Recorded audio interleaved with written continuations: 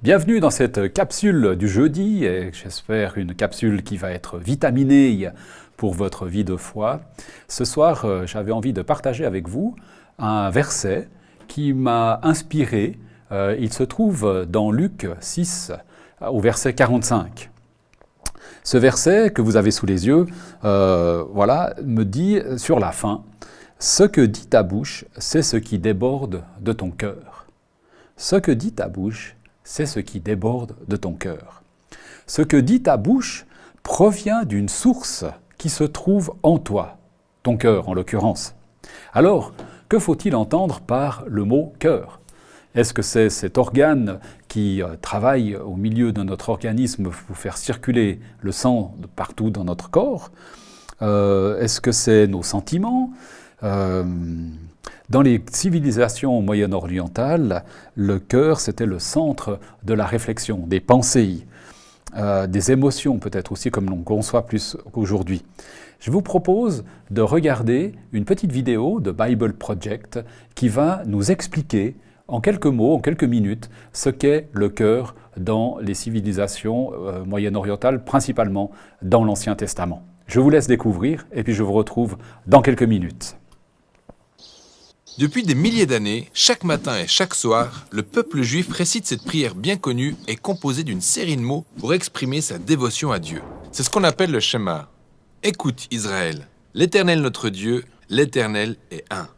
Tu aimeras l'Éternel ton Dieu de tout ton cœur, de toute ton âme et de toute ta force.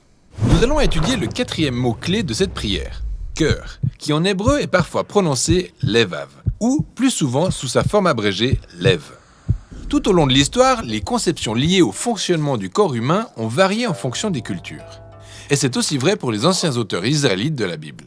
Ils étaient conscients que le cœur était un organe dans la poitrine qui maintient en vie. La Bible fait mention d'un cas de crise cardiaque. Le cœur de Nabal mourut au-dedans de lui et il devint comme une pierre. Mais les auteurs bibliques relèvent plusieurs autres fonctions du cœur qui pourraient paraître étranges aux lecteurs modernes. C'est en fait parce que ces Israélites ne savaient rien du cerveau et donc n'avaient aucun mot pour l'exprimer. Ils s'imaginaient que toute l'activité intellectuelle humaine se déroulait dans le cœur. Dans la Bible, par exemple, c'est avec le cœur qu'on connaît. C'est avec le cœur qu'on comprend et qu'on relie les idées entre elles. Dans le livre des Proverbes, la sagesse réside dans le cœur et il sert également à discerner entre la vérité et le mensonge, comme Salomon l'a fait quand il était roi. Donc, c'est avec le cœur qu'on pense et qu'on développe sa perception du monde et bien plus encore. Dans la Bible, le cœur est le siège des émotions. C'est dans le cœur qu'on éprouve du chagrin, comme c'est arrivé à Anne qui ne pouvait enfanter. En fait, l'expression « un cœur brisé » provient de l'hébreu biblique ancien. Le sentiment de peur naît aussi dans le cœur. Ton cœur peut fondre ou être affligé. Il peut même être déprimé. Mais d'un autre côté, c'est du cœur qu'on ressent la joie. En hébreu, être heureux se traduit par le fait d'avoir le cœur joyeux ou l'allégresse du cœur. Donc, le cœur est le générateur de la vie physique. C'est aussi le centre de l'activité émotionnelle et intellectuelle, et bien plus. Dans l'hébreu biblique, le cœur est le siège des choix motivés par nos désirs. Ainsi, David a eu dans son cœur le désir de bâtir un temple à l'Éternel. Le cœur est le centre des affections, communément appelé les désirs de ton cœur. Et si notre cœur désire vraiment une chose, alors c'est comme Nathan l'a dit à David, « Va, fais tout ce que tu as dans le cœur ». Et selon la Bible, le cœur gouverne tous les domaines de l'existence humaine, comme l'atteste le fameux proverbe. « Garde ton cœur plus que toute autre chose, car de lui viennent les sources de la vie ». Cela dit, le prophète Jérémie était persuadé que le cœur humain était fondamentalement tordu. Il a déclaré « Le cœur est tortueux par-dessus tout et il est incurable. Qui peut le connaître ?» Il a vu toute une génération se détourner de Dieu. Ils ont commencé à sacrifier leurs enfants comme si c'était une bonne pratique. C'est pourquoi les prophètes hébreux pensaient que le seul espoir pour l'humanité était le renouvellement total du cœur humain. Moïse a prédit que la seule condition pour qu'Israël aime son Dieu était de circoncire son cœur. Ce qui est une métaphore très crue et surprenante, exprimant le fait que le mal et l'obstination du cœur humain doivent être ôtés.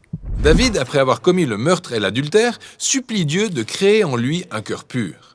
Le prophète Ézéchiel attendait le jour où Dieu ôterait le cœur de pierre et donnerait à son peuple un nouveau cœur de chair, ce qui est très similaire à l'espoir de Jérémie, celui que Dieu gravera les commandements de la Torah sur le cœur de son peuple. Et le tout nous ramène aux exigences du Shema. Chaque jour, le peuple de Dieu est appelé à consacrer à Dieu tout son corps et ses pensées, ses sentiments et ses désirs, son avenir et ses défaillances. C'est en ça que consiste le fait d'aimer l'Éternel son Dieu de tout son cœur.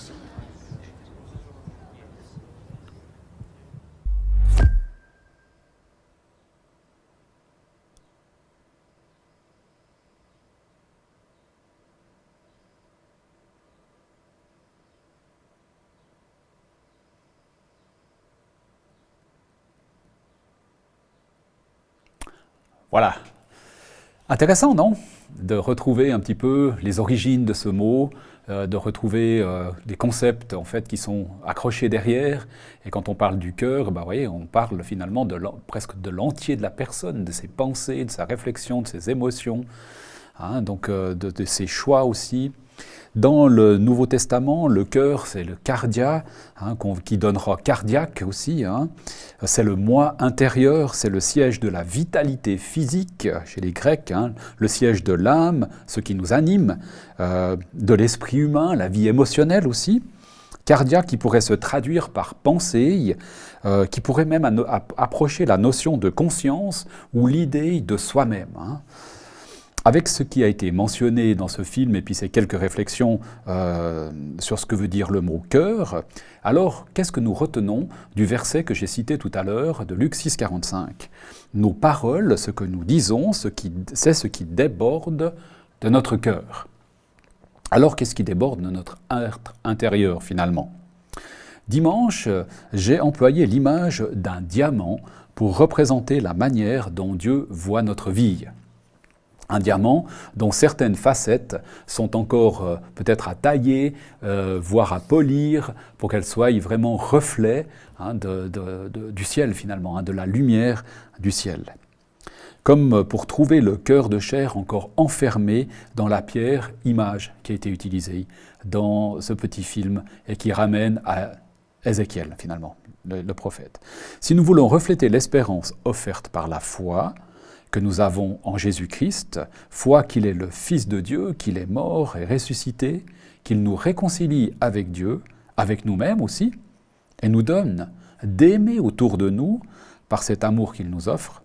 Si là est notre espérance, alors je vous invite à nourrir vos cœurs, conscience, pensée, émotion de cette espérance. Parce que c'est de cette nourriture que notre cœur va déborder. Alors notre bouche va parler de cet amour et de cette espérance. Hein. Est-ce que ce serait peut-être cela que Paul voulait nous parler dans le passage des Romains au chapitre 12 et verset 2 ? Une intelligence renouvelée pour connaître, pour expérimenter, pour exprimer ce qui est bien et ce qui plaît à Dieu. Ne pas se conformer au monde, nous dit le début de ce verset. Ne pas se nourrir que des nouvelles du monde. Bien sûr, on ne peut pas les ignorer, hein, on ne peut pas ignorer ce qui se passe autour de nous, mais ne pas se nourrir que de ces choses-là, mais aussi de toutes les bonnes choses qui sont liées à l'espérance que nous avons en Jésus-Christ. Si la seule nourriture que je donne à mon cœur sont les nouvelles que j'entends chaque heure, mon être entier va être imbibé de ces nouvelles et ma bouche va aussi parler de cela, de ces mêmes nouvelles. Mais par contre, quand je nourris mon cœur par l'amour, par les paroles encourageantes de l'Évangile, par la confiance, par l'espérance, alors ma bouche transporte ces mêmes bonnes nouvelles. Certes, j'allais dire, en me nourrissant de la sorte, je ne vais pas me conformer au monde. Le début du verset 2 de Romains 12. Je vais refléter la lumière du ciel autour de moi. Alors j'allais dire bon appétit dans ce bon repas et qu'il vitamine et fortifie ton cœur. Bonne soirée.